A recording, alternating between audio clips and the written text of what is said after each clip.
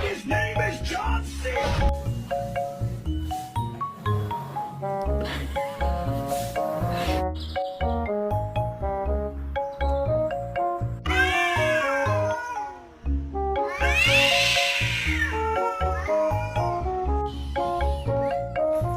Hello, babies.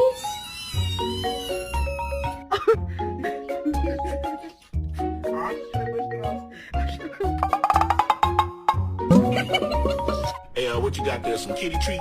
Wait a minute. Wait, this tastes like some medicine. Ah!